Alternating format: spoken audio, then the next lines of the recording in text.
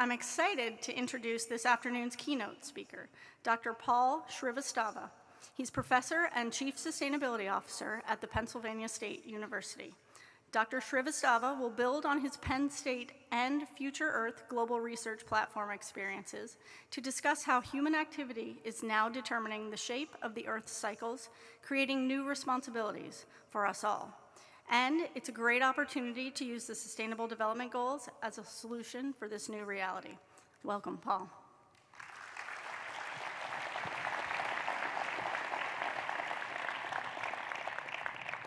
Thank you, Aurora. And thank you to AASHE for inviting me to share with you what we've been doing both at Penn State and before that within the UN system at Future Earth in this area of sustainability. I want to thank the AASHE team for a really well-organized conference. When I looked at this program, I was simply overwhelmed, not just because of the size and scope of the topics that are included, but in realizing that a lot of you in the audience have already solved many of the sustainability challenges that we are facing collectively. So if there's one thing that I'm taking away from the conference is the secure knowledge that the problems that I look at day in and day out, somebody has solved them, and the solution for me is to find out who that person is and then learn or steal from them. So what I want to do today is talk about universities' role in this main theme of the conference, which is global goals. What can universities do? Just by way of giving you an outline, I know that some of you are eager to join your friends in drinking immediately after this, but let me summarize the punchline of what I want to do in the next maybe 30 minutes. So first I want to talk about why are we talking about sustainability now, and what does sustainability actually mean? All of us have been in this sustainability world for so long that we sometimes forget how important the work that you all are doing is, not only for yourselves, for your families, for your communities, and for your universities, but for the planet as a whole. So I'll talk a little bit about the great acceleration, what are called planetary boundaries, and the notion of the Anthropocene, just to set the stage and remind us where we are in the arc, the bigger arc of human history, and why it is important for all of us to be doing the kind of work that we do. Then I'll present this idea of sustainability and sustainable development goals as a solution to the challenges that we face, and talk a little bit about how Penn State University is doing it. And then finally end with some suggestions on what the role of university should be in the Anthropocene and what you can start using starting Friday morning. No, you don't have to wait till Monday.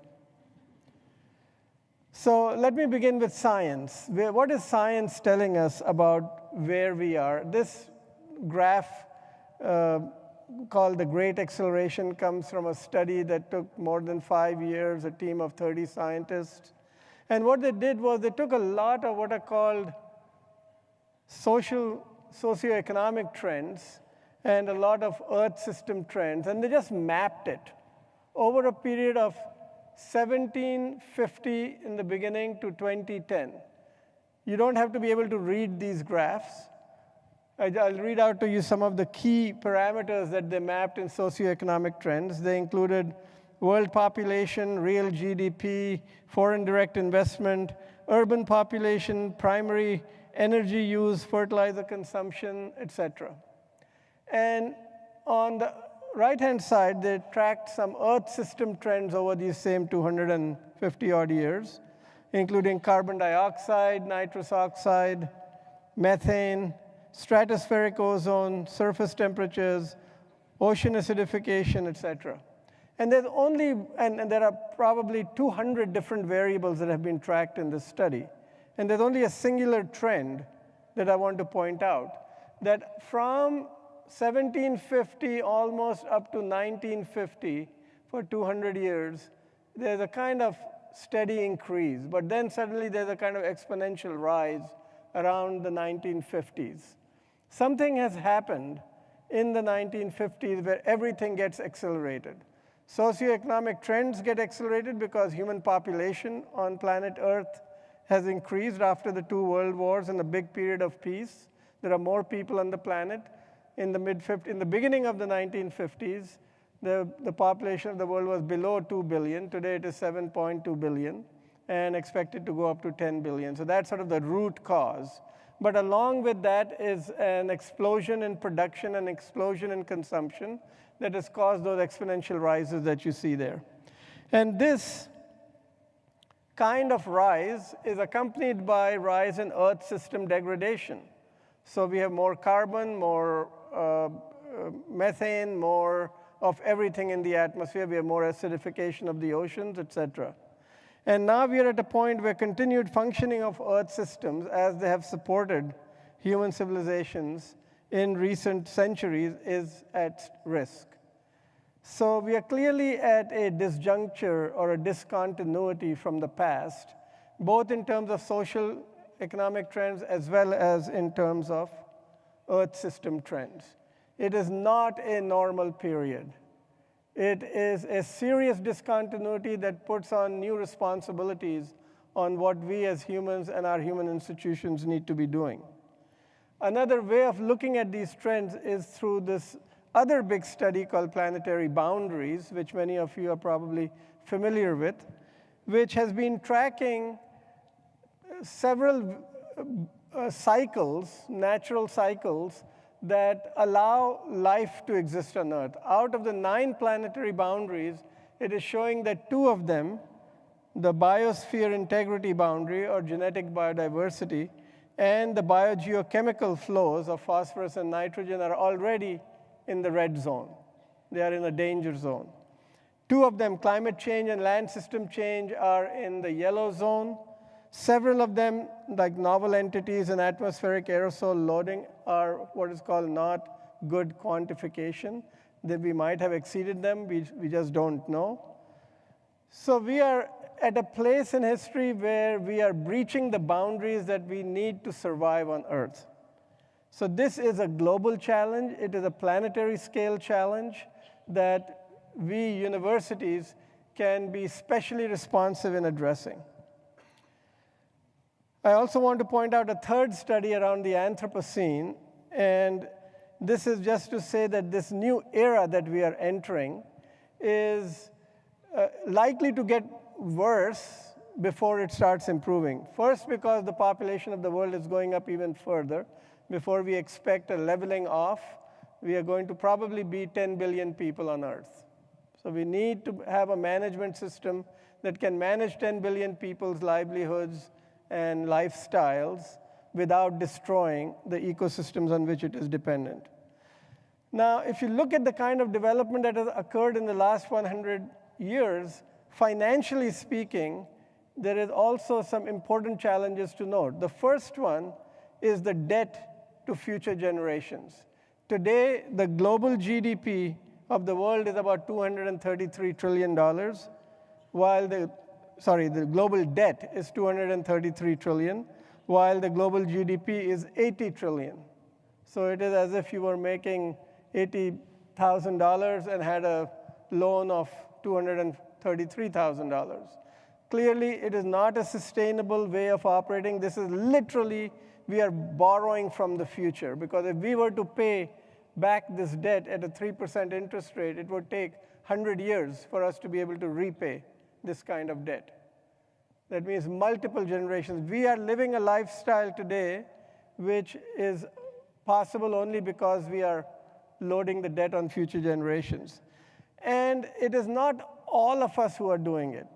The last 40 years, there has also been a tremendous rise in inequality. And today, inequality, both economic inequality and social inequality, is probably as big a problem or as big a challenge as the other environmental challenges that we are all more familiar with. 0.7% of the world owns 46% of the world's wealth. The richest 8 people own as much as the poorest 50% of the world. The richest person in the world, according to Fortune magazine, which just released last week, has a net worth of $160 billion, when almost 2 billion people are living in multidimensional poverty around the world. So this is not a sustainable economic system by any count. It is not a sustainable system from an Earth systems point of view or from an economic point of view.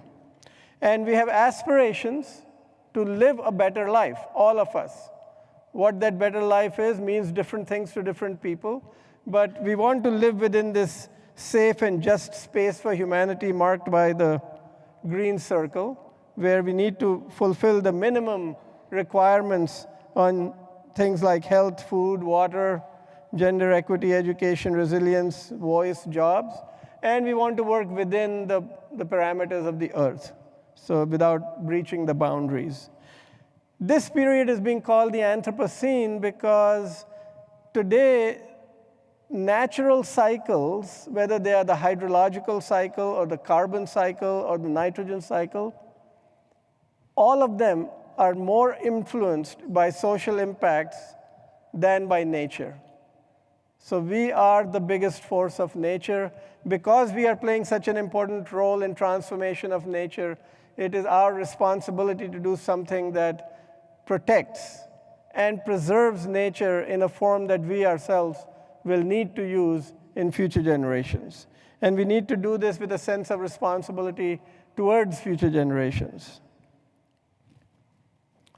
So the good news, after all that, is that as a world, for the very first time, we have a kind of global consensus on what the solution is. And sustainability is the general term under which this consensus is manifested. The signing of the Sustainable Development Goals in 2015, to me, are a really unique time in history. I was at Future Earth when the Sustainable Development Goals were being written. To bring 197 countries around the world to sign up on any document that says what our future is going to be together as a collective humanity, this is truly miraculous. It takes a lot of time, it takes a lot of effort, but it reflects a consensus that's not just a political consensus among the elite at the United Nations. It involves businesses, it involves people from all walks of life, corporations, universities, and today the general consensus is spread to all areas of life.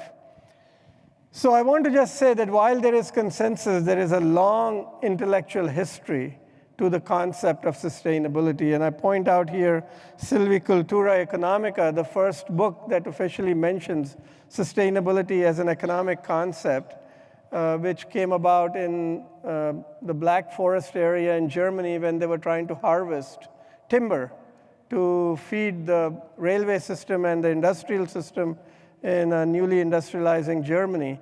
And they decided that we can't just clear-cut forests. We have to develop a sustainable approach to forest management. And this idea of sustainability in modern literature emerged from there. I've been reminded that sustainability is actually an even more ancient concept. It probably appears in the religious books in all the major religious traditions and in the Native Nations traditions. So it's not something new. It's been with us for a very long time. It's just something that we have forgotten in our recent modern past, where we have been driven more by material well-being than anything else. So in terms of publications, I think the Brundtland Commission report in 1987 probably best articulated a clear definition of development that meets our needs without jeopardizing the ability of future generations to meet their needs. So to me, sustainability is about a kind of balance, a balance between this generation and future generations, a balance between humans and nature, a balance between material and non-material well-being that we are all striving for. So I put down Sustainable Development Goals. You all have been talking about them for 3 days. All of you know them. But I just want to point out a couple of things about what I find interesting about these goals. That first of all, they're not about the environment.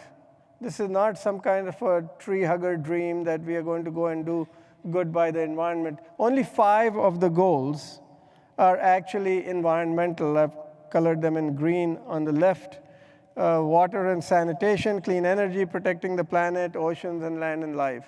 But the other goals are about social, economic, technological. Some of them are also environmental, so you could put them on either column.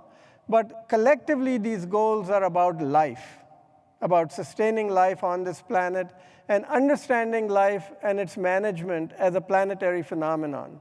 Not just something that goes on in our backyard and in our institutions and in our families and around our tables, but something that all of humanity has to embrace. Otherwise, we cannot be sustainable as a globe. A second thing about these goals that is important to me is their interdependency. They are not, we write them out as 17 goals, but they're deeply interwoven with each other. And this interweaving is not always conflict-free. There are synergies between goals, but there are also trade-offs and conflicts. And we need to be mindful of those trade-offs and conflicts. And then finally, that these goals are not only for the third world or developing countries. We have hunger and poverty right here in Pittsburgh, in my town of State College, in your towns. We have poverty everywhere. We need to understand these goals as being relevant to all of us, all our institutions, all our communities, and we need to be ready to make those trade-offs that are at the heart of many of these goals. Okay, so how are we doing this big task of sustainability or building a sustainable institution within Penn State? I'll spend maybe 5-10 minutes on giving you an outline of what we are imagining and how we are doing it. I have a team of people over here in the audience from Penn State who promise to heckle me and throw tomatoes if I go beyond my time. But can you all just raise your hands? So they're right over here. They're too close to me for comfort. But if I don't answer your questions, please attack this group right here. So how are we doing sustainability? Let me begin by saying that sustainability is both in our DNA as a land-grant university and as a university that has a huge agricultural and an engineering college presence. And it's also in the STARS reports that we all contribute to thanks to AASHE. So besides being a land-grant university, we have a strategic plan for the university, which has 5 themes that I've listed over here. Stewarding our planet's resources is a very prominent theme. Enhancing health and well-being. These are 2 direct sustainable development or global goals. And then we have driving digital innovation, transforming education, advancing arts and the humanities. And we think the arts and the humanities have a especially important role to play in the Anthropocene, an era where human life, social life is driving nature, that those are really very important for sustainability to engage with. And our president has been trying to craft this idea of an energy university, given where we are located in Pennsylvania, which has for 200 years been an important energy state from the lumber times to coal mining to now natural gas. So we have about 500 researchers across the university that are doing active research on sustainability in one form or another between the 17 goals. And we have, for the last 3 cycles, been contributing to the STARS report, which you see the summary of on the graph. We started in 2011 with 58 points, went to 66.7 points in 2014, and to 67.9 points in 2017. We are within what is called the gold category.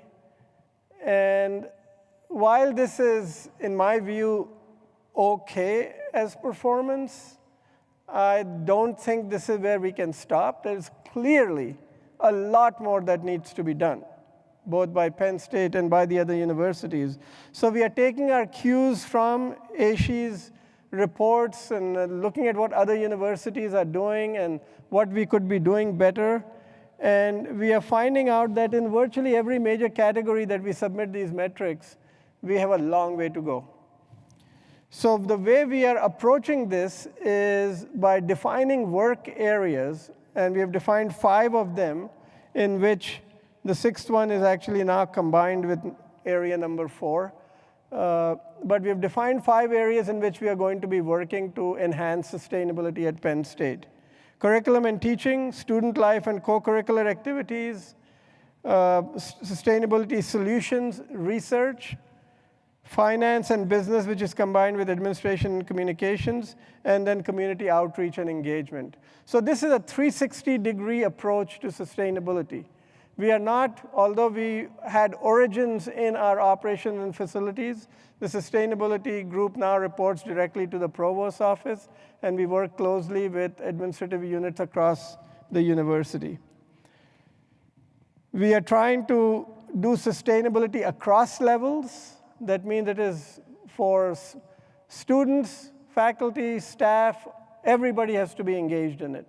We are doing it across 13 colleges and 23 different campuses that we cover across Pennsylvania, the 24th campus being University Park itself. So Board of Trustees and stakeholders in the media, the state and local government bodies, they're all partners in what we are attempting to do. This is not something new. It's been happening at Penn State for a while, even before I arrived last year. There was a lot of good work, groundwork that had already been laid through the development of a sustainable strategic plan, which was through university-wide consultation with stakeholders. We had a conference on getting to zero that was held in 2014. In 2015, many of the activities were consolidated under the Sustainability Institute that I now direct, including the Green Pause program for staff, the Sustainable Communities Collaborative for communities, the Sustainability Student Advisory Council for student engagement. We incorporated sustainability themes into the overall strategic plan of the university and are working towards doing the next round of this. We hired a CSO position that I am in that bridges and straddles across all the academic and non-academic units of the university. So we don't see this only something that's happening in plant and facilities or just in academics. It is being done jointly. And we are imagining sustainability as a function. Just like budgeting is a function within a university, everybody does it. IT is a function in university, everybody does it. Communications is a function that everybody does. So also sustainability. That's what our goal is, to get to make sustainability a function that cuts across everything that happens at the university. So how are we attempting to do this? We are trying to change. Our vision is to infuse knowledge, values, and practices across Penn State, across all its colleges and campuses and 26 operational administrative units. And we as a small team can't obviously do sustainability for everybody. We have 100,000 enrollment. We have a budget of $5.6 billion. We are bigger than the GDP of 40 countries. So we know we cannot do this for the whole university. Every unit of the university has to take ownership of sustainability. We can help and support their functioning, and we are trying to build internal capacity in each individual college, in each of our 23 Commonwealth campuses, and in the 26 units. Now, we're not going to do this overnight. Every year, we are hoping that 4 or 5 college deans and campus chancellors and unit directors are going to say, yes, we wish to be leaders, and we want to do it. And so over a period of 5 years, we would have penetrated sustainability across the entire university. Once you locate sustainability within a unit, we support that unit. And we support it by helping them hire a sustainability champion or director. We help them with certain services, which you see listed in the areas of curriculum and teaching, research, co-curricular activities, finance and business, and outreach and engagement. So we see ourselves as a small group of internal consultants and advisors and people who initiate projects, but the ownership of the projects and programs lies within the unit themselves. We've had some great success with some colleges that have adopted this model. 3 years ago, the business school hired a half-time person who's now a full-time person and has got about 40 faculty who are engaged with teaching and research under the sustainability umbrella, is building a business sustainability center with a $5 million fundraising goal, is running one of the largest sustainability case competition for students.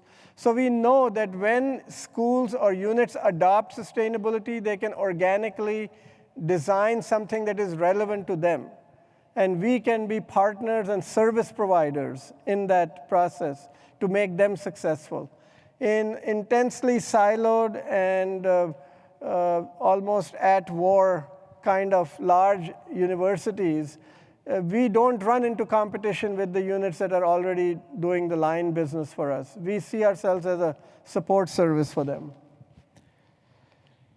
Okay, so we can answer more questions about how this is going and what are the challenges of doing it within the universities. But in order to bring this to a close and then open it up to questions, I wanted to reflect on how are we at universities as institutions going to deal with the challenges of the Anthropocene. And I'm going to put up one slide on each of the 5 areas on what I see as the task ahead for us, and give you a few tips on my thinking on how we can get there. So beginning with, on the left-hand side, you see the traditional breakup of what universities do: research, teaching, service, student life, and operations. On the right-hand side, I've given a slight rejigging of the priority of what these should be, and also a reformulation of how we could be moving forward. So to me, the biggest priority in the Anthropocene is engagement of communities. Sustainability is not about our individual institutions, and we will never just make individual institutions sustainable. Sustainability is an ecosystem phenomenon, and the ecosystem in which we reside is our communities. In our case, we have 24 different communities across Pennsylvania, and we are committed to bringing sustainable development goals to all these 24 communities so that our Commonwealth of Pennsylvania can become sustainable. We know that there is a demand for this. We know that we can get good partnership both in the government, in the corporate, and other university sector. And so we are trying to design a program that serves the needs of these communities. So thinking about ourselves as an engaged community, and what does this mean? Do we really understand the problems of our community? We are in Pennsylvania, which is one of the big energy states. Do we have an energy transition plan for the next 20 years? The short answer is no.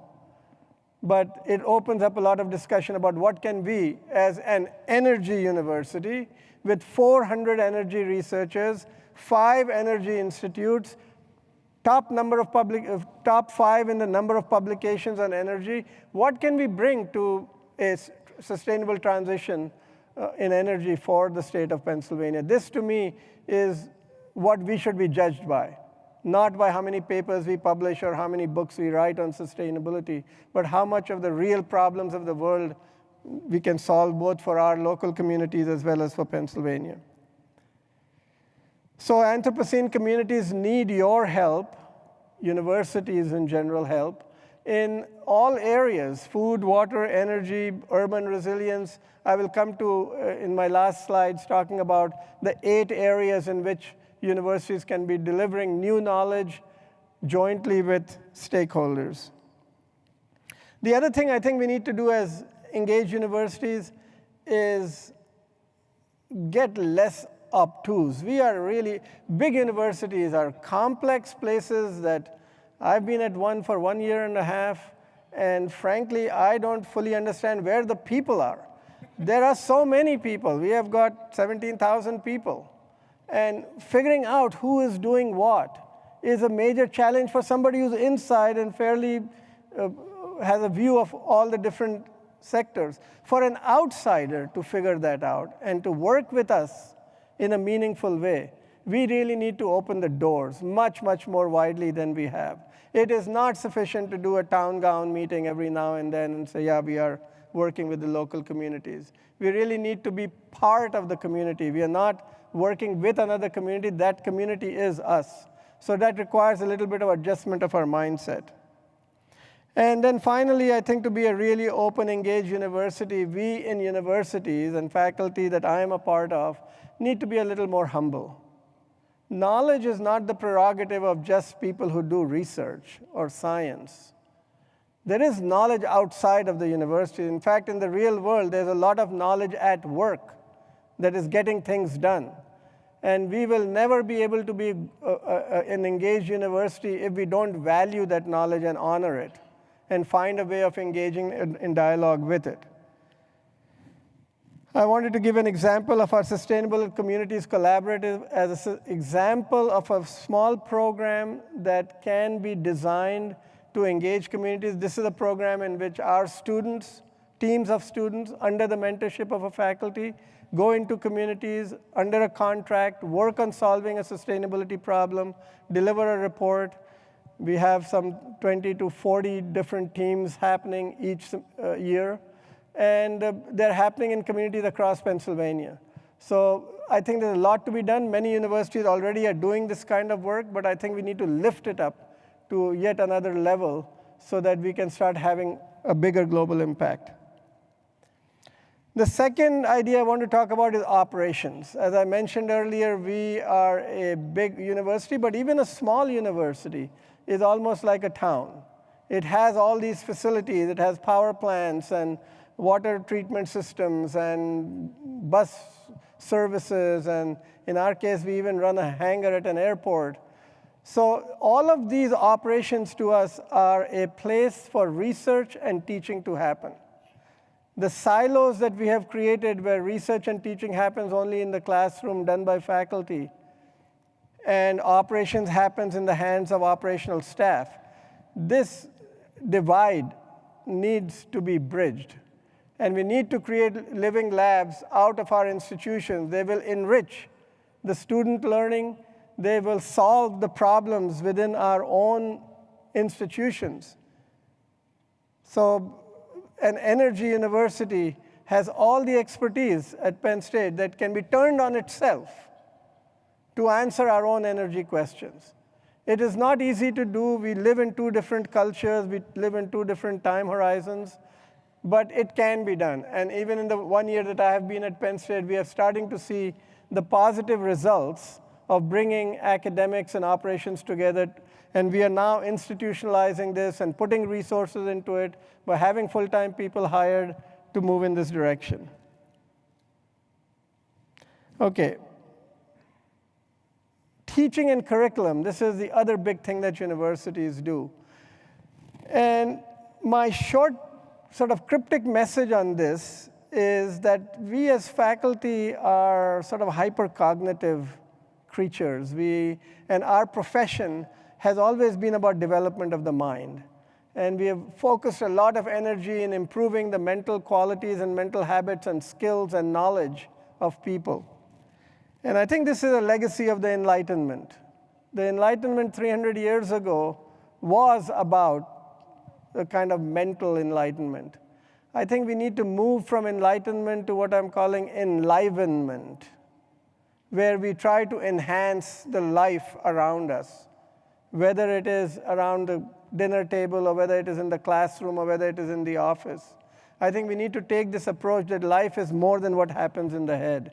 So I call this head, heart, and hand learning, where we try to do more embodied, more engaged, more experiential approach to learning, to get people to connect with life, not just in some abstract cognitive way, but in a full-bodied, holistic, emotionally as well as intellectually. And then I put down the slide on affordability because this is a particular issue in my university right now, probably in yours too, but it's not a sustainable model. I haven't seen a university that is running a financially sustainable model yet. In our case, when you look at Pennsylvania, incomes of $56,000 a year household incomes, and college costs of $25,000 to $65,000 a year, and an average debt that a student has to take in the $30,000 to $40,000 range. These numbers on the whole have to be revisited, and they have to be taken seriously. In our institution, we have hired an external task force and a consulting company to address the question of affordability. But I'm sure that in your universities, it's also an important question. So we need to come to grips with this. We need to find ways of delivering education that is more affordable. On the student life side, I think we tend to take this as an afterthought at many research universities, that we are all about research and producing new knowledge. But frankly, having kids who've just graduated from college, I've come to realize how much more learning happens in the dorms and in the fraternities and in the bars and in all the other places. And I think we are missing an opportunity by not addressing the co-curricular space. Especially for the 18 to 22-year-olds, a lot of life is happening outside the classroom. And we need to target this in very deliberate ways to see how we can enhance it and give them opportunities for leadership and give them an opportunity to grow into sustainable leaders through networking and creating co-living situations that are sustainably sound. And finally, I think in some ways, empowering students to breach and overcome some of the rules and regulations is part of the sustainability agenda. Students are living in a very different world. Millennials, the Generation Z, want to actually do things. They don't just want to be talked at. And we are going to turn them off if we just continue to bring our old models of classroom teaching to them. We need to somehow find ways of holistically engaging them and giving them the power to do things and change things. And you will be surprised that the programs that I am most impressed by at the Penn State University some of them are driven entirely by students. And so there is a lot of opportunity over there. We need to find a way of making it alive. And then finally, sustainable research, and I've deliberately put research at the end, although for a different audience, this might have been the first slide I would have put. But frankly, I think we need research, although we have a lot of research that has already been done. And talking to people in this room, I was just surprised by how many of the problems that we think need to be researched, somebody has already solved. So yes, research is important, and on this slide and the next slide, I have listed the agenda that Future Earth put out for the sustainability research agenda for the coming 2 decades. And the one important thing about this research I want to point out is that this agenda is written in a way that it shows interdependencies between research areas, that we can't just study things in silos and disciplinary ways. We need to do what is called transdisciplinary research, where we pick the problems from the real world rather than from disciplinary gaps, where we engage stakeholders to co-produce, to co-design knowledge, and so that the implementation of knowledge and the creation of knowledge happens in a kind of iterative way. So the areas for research include, of course, delivering water, energy, and food for all.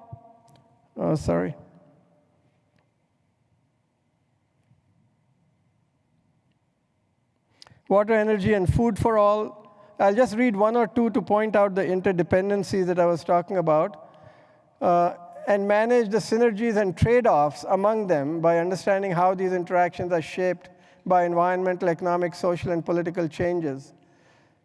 So yes, we've been studying water, we've been studying food, and we've been studying energy. And we've not been studying them together. In fact, in my university, there are 400 researchers that do energy, another 300 that do water. And when you call a meeting of water people, they break themselves down into another 17 different subgroups. Somebody is doing surface water, somebody is doing ocean water, somebody is doing rainwater.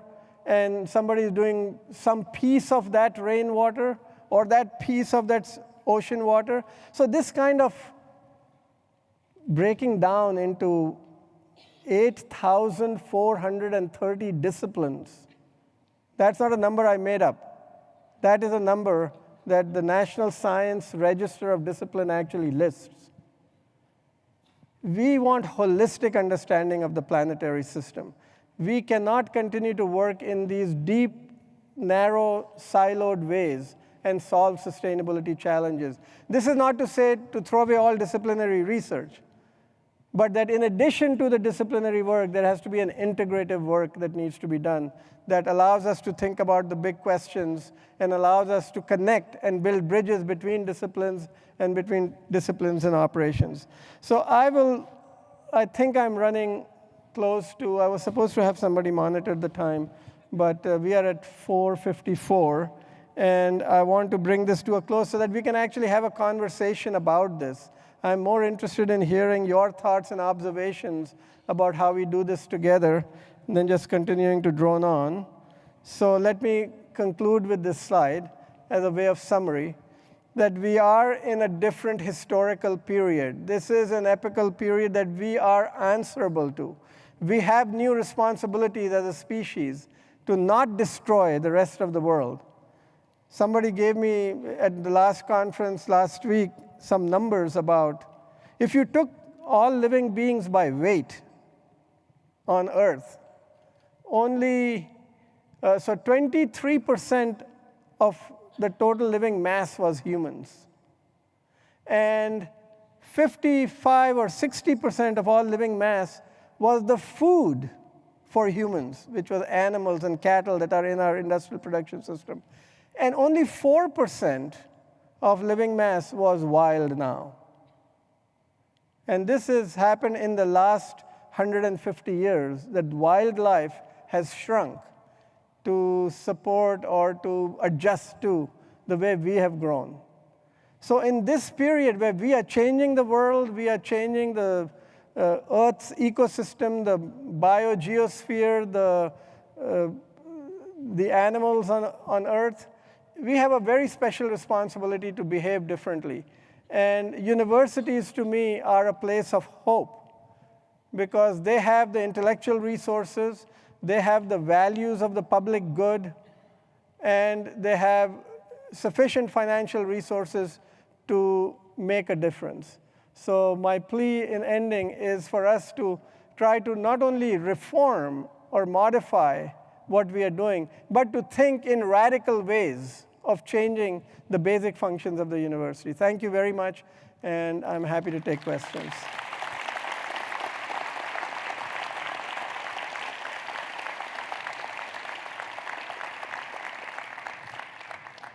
So I'm told there are mics that are around, and if people have questions or observations, if they could raise their hand, then somebody would.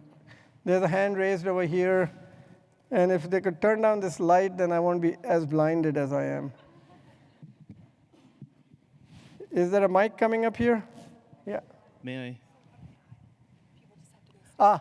So people have to step up into the aisle, and the mics will arrive. Those who want to ask questions or make comments or observations. Thank you. Doctor, thank you very much for your clarity of thought and these radically simply notions. My question is specific to, I'm looking for some practical insights. So I'm curious as to how Penn State has realigned tenure and promotion incentives away from publishing, conferencing, et cetera, and towards what you described as helping our communities to solve these complex challenges. What specific measures has Penn State implemented, and what else can be done? Great question. Thank you very much for asking that. The short answer is not very much. We haven't done very much on this. This is sort of the big challenge question, right? Reward systems in academia are 100 to 200 years old. They're tightly controlled. They are probably the most difficult to move in terms of institutional rules and regulations. And I've been at Penn State for a year, I would be booted out by now if that was the first war I picked. But 4 weeks ago, there was an article in Science magazine about how academic reward systems are lined up exactly in the opposite direction of what we need done in terms of team, integrated, holistic sustainability research by some very well-known academic writers. And being published in Science magazine, it comes with a lot of credibility. So I sent the article to 13 deans and about a dozen or so vice presidents and vice provosts and the provost and so on, and said that this article deserves your attention because it goes to the real challenge over here of we have got the wrong reward system. It is not supporting sustainability. It is not supporting the kind of integrative work. And I was expecting that email to be ignored because you get a lot of articles. I received emails back from 3 deans who agreed that we need to have a discussion, that there was a place within the Penn State process to have this discussion, which was the strategic plan process that we are re-embarking on. And they were open to having a conversation about how we introduce this question into our own deliberations. So while we haven't done anything concrete to change it, we are certainly open to having this discussion, and we are now going to architect a process by which this will not get lost. In the meantime, I get a lot of young faculty, particularly the untenured faculty, who we are telling on the one hand that you have to get on the treadmill and publish in these top 3 journals, and Penn State is very metrics driven, and also do sustainability. So my response to that is, so there are 2 responses to it. One is that wait till you get tenured and then do sustainability. My response is no, you've got to do it where you are, even if you are young, and be willing to take the risk and have the courage that what will turn out at the other end will be a solution for your career. Don't think just in terms of one university that you are in. It's a big world, and the world is realizing the needs in a more nuanced way than universities are. We are still ossified in our reward systems. We need to change them. I think you will get that acknowledgement from a lot of university administration, but we don't have a solution. We haven't implemented anything that is radical or dramatic that can help you on Friday morning.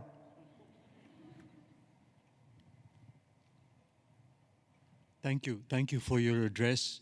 My name is Ashwini Vasisht. I'm at a small state college in New Jersey. I want to echo Matthew's question a little bit, but take it in a slightly different direction. You've marked the space very clearly that we inhabit and from which we have to operate, and that is appreciated.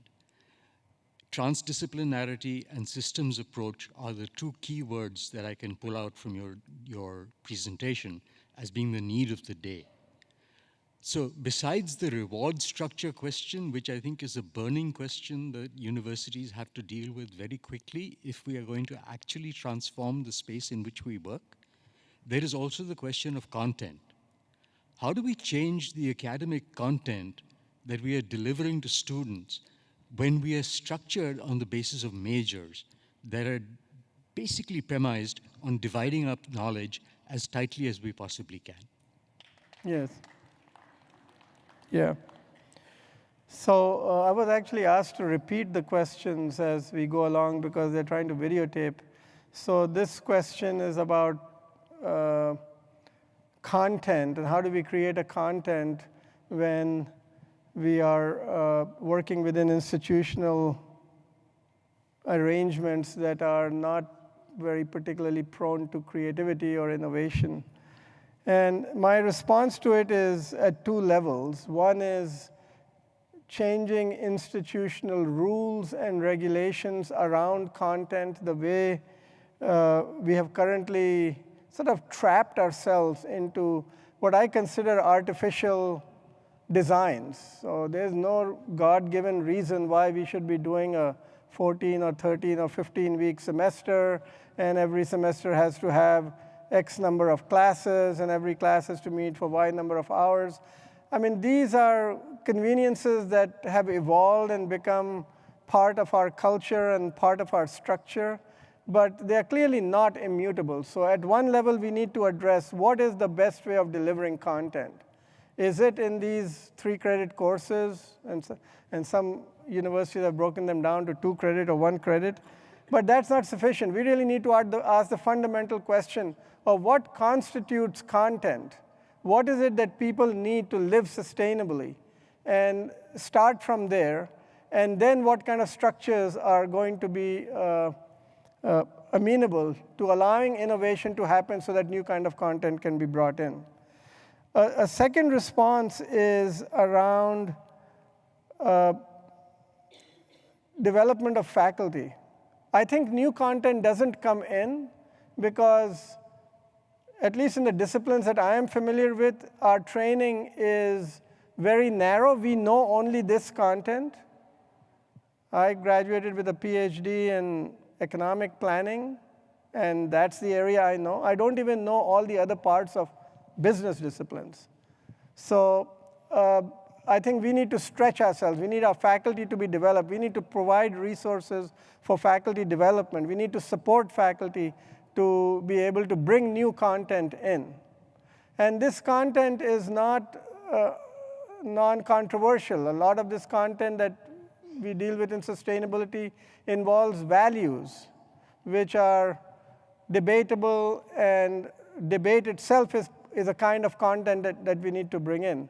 So changing content of that kind and bringing new content means developing ourselves as faculty, reaching out into new disciplines, being a little bit uncomfortable with our old level of knowledge, being a little bit insecure about how we go about teaching. This whole model of that I know everything because I'm the professor, this is so 1990s, or maybe even older, 1890s. So I think the way I think about content, it's really about a mindset. And as faculty, if we can find the humility to say that we don't know everything, we are open there to have this conversation and debate, and different students are going to take something different out of it. And we bring in other content experts into our classes, into our curriculum. So these are some of the ways to move forward. It is a difficult thing to do, but having taught for 40 years, I've never taught in the traditional, I've never used textbooks to teach because there is so much content outside, and I've always found it more exciting to bring that content into my courses. And I think if faculty could find a way, and if the universities can support them to find a way to bring in this new stuff, there is a lot of interesting content available out there. But staying within the parameters and structures of the university is what limits the amount of innovation that you can implement. Now, there are some positive things that universities can do, such as provide funds for faculty to be able to go to workshops. They can provide workshops to faculty. We do that at Penn State. We run a summer workshop on integrating sustainability into arts and sciences, and we get faculty members from all our 13 different colleges to come in and spend a few days and learn about the new content that's coming out in sustainability. So I think it is possible, and I've been given a 5-minute signal, so I'm going to keep this answer short, but we have Peter Buckland sitting over here with a tomato ready in his hand. And you should talk to him about how we do it at Penn State in more detail. Thank you. So we can take one more question probably, otherwise if there's no other questions or comments. Hi. Oh, okay. This kind of goes a bit on what you were saying about how just one town gown, meeting per year is not going to cut it, and all the knowledge that's out there. So I just wondered you if you could expand on that point, if there's anything you guys are doing, or things that you perhaps envision in a future state of what we could do. So can you repeat the earlier part of the question again? I didn't fully catch it. Yeah, so your point on how just one town gown meeting between the university and the surrounding community is not going to cut it for what we need. So perhaps we could talk about what a future state might look like. Yeah. Yeah. Okay. Yeah, so I think as institutions, we've had a tendency to protect the boundaries of what we consider ourselves, and then what we consider the community. I think we need a revision. We need to rethink how we relate to communities, both at a macro level, at a state level, if you will, and also at a regional and local level. So first thing we need to do is redefine ourselves as part of these communities. We are part of a bioregion. We are part of a watershed. We are part of an economy, a regional economy. We are part of a regional healthcare system. We meaning our universities. And in each of these roles, we have certain responsibilities. We have responsibilities to our watershed and to the opioid crisis and to health of our community members. We need to be able to spell those out, and we need to find new ways of engaging these communities. The one example I gave of the Sustainable Communities Collaborative, why I find it very interesting is that it is sort of subject independent. So we could be doing a healthcare project in one community. We could be doing a stormwater project in another community. We could be doing a job creation project in the third community, doing the greenhouse gas inventories for another municipality. So opening ourselves up to engage in multifarious ways, rather than just thinking about a kind of scripted and ritual town gown gathering, is where I was trying to take us in terms of that community engagement. Okay, I think we are at 5:09 by my clock, and I know there is another piece to be done over here, so I'll hand it back to Aurora. Thank you very much. Thank you very much. Yeah. Thank you. Thank you so much, Dr. Shrivastava. That was amazing and inspiring. I just want to pull in a quote from the opening keynote that some of you may remember. Sustainability is an appeal to the head, heart, and hands. And I think you heard a lot of that here today. And as you go back to your campuses, really thinking about how we do that through partnering with students, staff, and faculty in higher education to really change the paradigm of what we're doing is a really important thing.